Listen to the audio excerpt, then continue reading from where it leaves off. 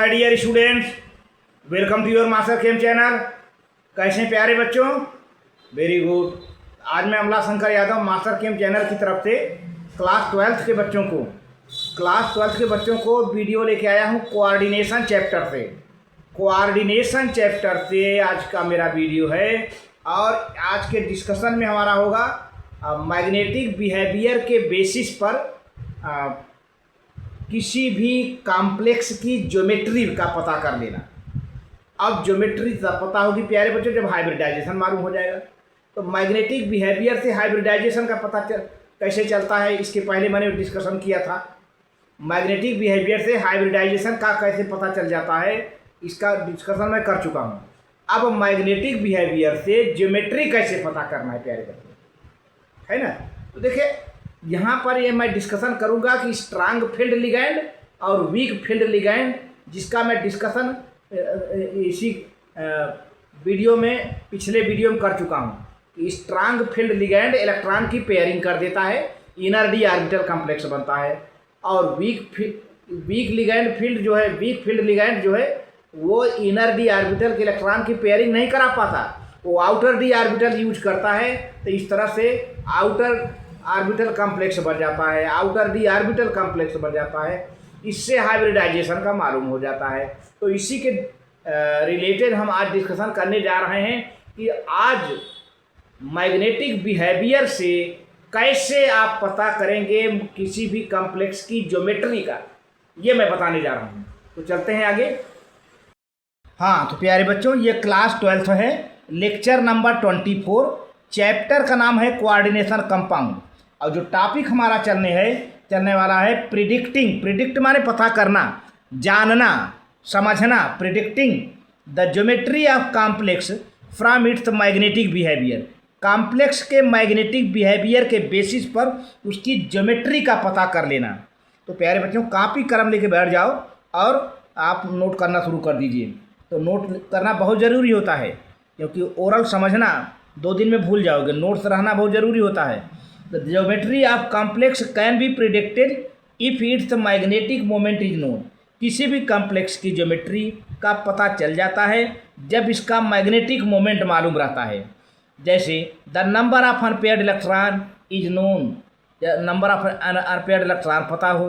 जैसे for example the complex टेट्राक्लोराइडो निकिलेट, यहाँ निकिलेट लगा दिया क्योंकि माइनस चार्ज है, टेट्राक्लोराइडो निकिलेट।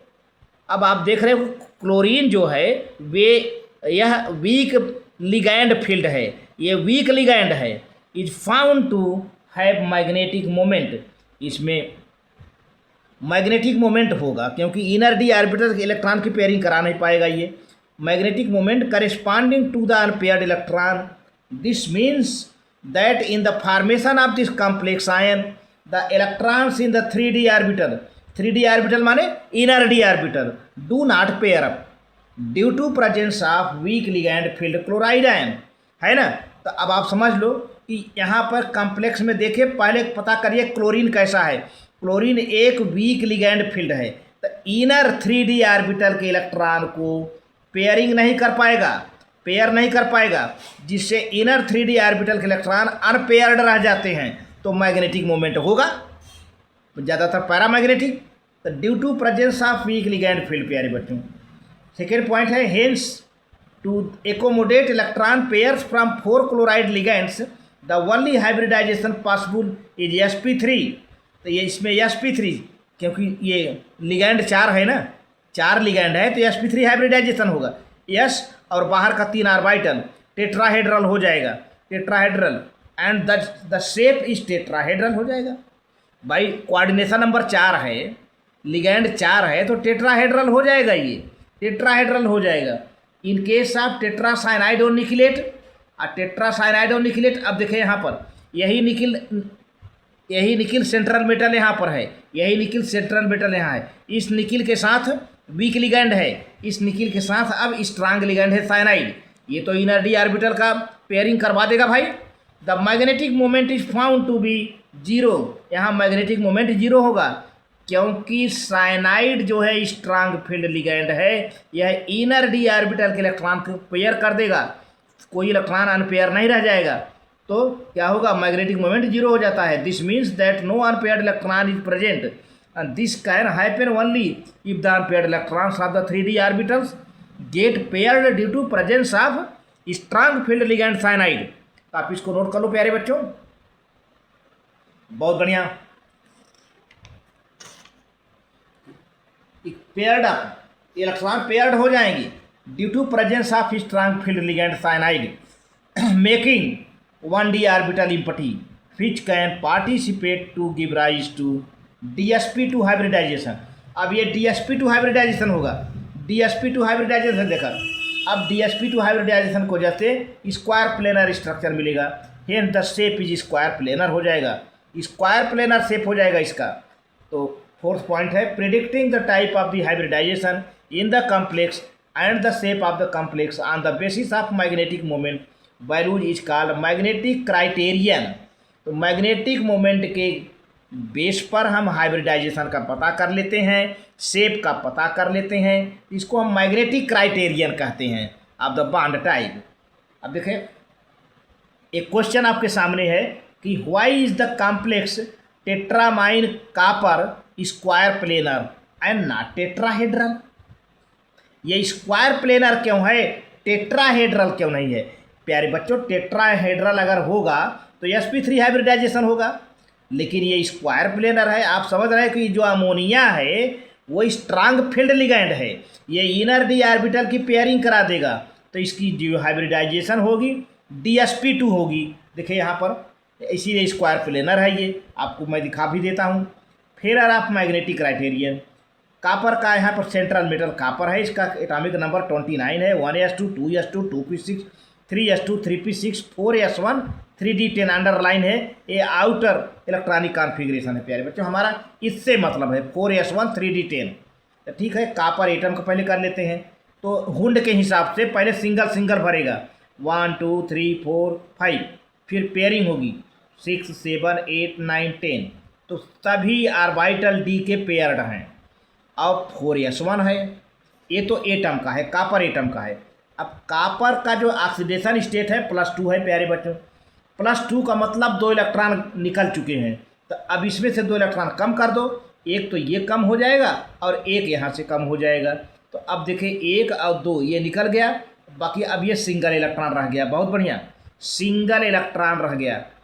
अब है क्या, स्ट्रांग फील्ड लिगैंड है, तो कायदे से कहिए इसको पेयरिंग कर देना चाहिए था, इसको पेयरिंग कर देना चाहिए, लेकिन सभी पेयर है इलेक्ट्रॉन, किसको पेयर करेगा? तो इतना अधिक फील्ड है कि यह इलेक्ट्रॉन आकर के 4p के लास्ट ऑर्बिटल में चला जाता है। देखें ये इलेक्ट्रॉन, यही इलेक्ट्रॉन देखें यहाँ आ गया, यही इलेक्ट्रॉन। अब ये खाली हो गया, अब हमको d ऑर्बिटल एक खाली मिल गया, s खाली है और p2 खाली है, इसमें से इलेक्ट्रॉन आ गया है। ये किसका इलेक्ट्रॉन है? ये कापर आयन का इलेक्ट्रॉन है, ध्यान दीजिए, जो कि स्ट्रांग फील्ड लिगैंड की वजह से यहाँ से पस हो करके यहाँ आ गया, यहाँ से आकर के यहाँ शिफ्ट हो गया। अब हमको एक d ऑर्बिटल इम्पटी मिल गया, एक s ऑर्बिटल और 2p, तो DsP2 हाइब्रिडाइजेशन हुआ, पता चल जा रहा है ना। तो DsP2 होने का मतलब क्या है, कैसा शेप होगा, कैसी ज्योमेट्री होगी, स्क्वायर प्लेनर होगी, स्क्वायर प्लेनर होगी। आपको पता है DsP2 होने का मतलब स्क्वायर प्लेनर होगा प्यारे बच्चों, तो आप इसको नोट कर लें। बहुत बढ़िया, ठीक है। तो इस तरह से अब जो यहाँ पे एक complex formation of tetraammine copper complex कैसे बना। अब जो ये डी खाली है, ये एस खाली था, इसमें इलेक्ट्रॉन देखिए हमने ब्लैक कलर से इसका कलर कर दिया। ये जो इलेक्ट्रॉन हैं ये कॉपर के नहीं हैं, ये अमोनिया के हैं। अमोनिया का कितना मॉलिक्यूल है, 4 मॉलिक्यूल है। तो पहला अमोनिया 2 इलेक्ट्रॉन यहाँ देगा, दूसरा अमोनिया 2 इलेक्ट्रॉन यहाँ देगा, तीसरा अमोनिया 2 इलेक्ट्रॉन यहाँ देगा, चौथा अमोनिया 2 इलेक्ट्रॉन यहाँ देगा। तो 4 अमोनिया है ना, चारों ये लिगैंड अपने इलेक्ट्रॉन को यहाँ डोनेट करेंगे खाली ऑर्बिटल में, खाली हाइब्रिड ऑर्बिटल में। हाइब्रिड ऑर्बिटल कितने हैं, 4 हैं, 1 2 3 4, DsP2 हाइब्रिड ऑर्बिटल, इसमें इलेक्ट्रॉन डोनेट कर दिया गया। अब देखिए यहाँ पर, यहाँ से यहाँ तक चले तो सारे इलेक्ट्रॉन पेयर्ड हैं, लास्ट का एक इलेक्ट्रॉन अनपेयर्ड रह गया है, अनपेयर्ड रह चुका है। ये लास्ट इलेक्ट्रॉन कहाँ का है, इसी में क्या आया है इन डी ऑर्बिटल से। तो अब इसके वजह से थोड़ा सा पैरामैग्नेटिज्म आ गया, क्योंकि अनपेयर्ड है ना, ये अनपेयर्ड है तो पैरामैग्नेटिक होगा। 4 electrons pair donated by 4 ammonia molecule and complex is paramagnetic due to presence of 1 unpaired electron, एक अनपेयर्ड इलेक्ट्रॉन है। तो हियर वन में expect the hybridization to be sp3। देखा जाए तो इसका हाइब्रिडाइजेशन sp3 होना चाहिए, लेकिन sp3 नहीं होता, क्यों dsp2 होता है। dsp2 इसलिए हो गया प्यारे बच्चों, क्योंकि अमोनिया जो है स्ट्रांग फील्ड लिगैंड है और यहाँ के इलेक्ट्रॉन को यहाँ शिफ्ट कर देता है, जिससे d ऑर्बिटल खाली हो जाता है। एक d ऑर्बिटल, एक s, 2 p ऑर्बिटल, उसका हाइब्रिडाइजेशन होता है। वीक फील्ड लिगैंड होता तो इलेक्ट्रॉन यहीं रह जाता, पेयर नहीं कराता, तब ये s और तीनों p मिल जाता। वीक फील्ड लिगैंड है नहीं, स्ट्रांग है। तो हियर वन में expect that hybridization to be sp3। आप कह सकते हो कि sp3 हाइब्रिडाइजेशन होना चाहिए था, sp3 का हाइब्रिडाइजेशन होना चाहिए था, लेकिन sp3 का हाइब्रिडाइजेशन क्यों नहीं हुआ? इसलिए नहीं हुआ क्योंकि स्ट्रांग फील्ड लिगैंड है, यहाँ के इलेक्ट्रॉन को यहाँ पे शिफ्ट कर दिया और d ऑर्बिटल खाली हो गया, एम्प्टी हो गया, dsp2 हो गया। तो the complex will be paramagnetic on this basis of the unpaired electron present in the 3d in place of 4p orbital. The magnetic behavior cannot justify the involvement of dsp2 hybridization. However, X-ray studies of the complex show that the ligands are coplanar, which can be shown only if the hybridization is dsp2। तो प्यारे बच्चों, सारी बात के कहने का मतलब जो मैंने आपको बताया, आप इन सबको एक वर्ड कहिए, ये स्ट्रांग फील्ड लिगैंड है, इसने इलेक्ट्रॉन को यहाँ पर पेयर करा देता, लेकिन सभी इलेक्ट्रॉन पेयर्ड हैं, इसलिए यहाँ के इलेक्ट्रॉन को इसने यहाँ शिफ्ट कर दिया। ठीक है, अब बाकी ये खाली हो गए, इसी का हाइब्रिडाइजेशन हो जाएगा। तो आज के वीडियो में बस इतना ही। Very good, thank you. आप नोट कर लें, बहुत बढ़िया।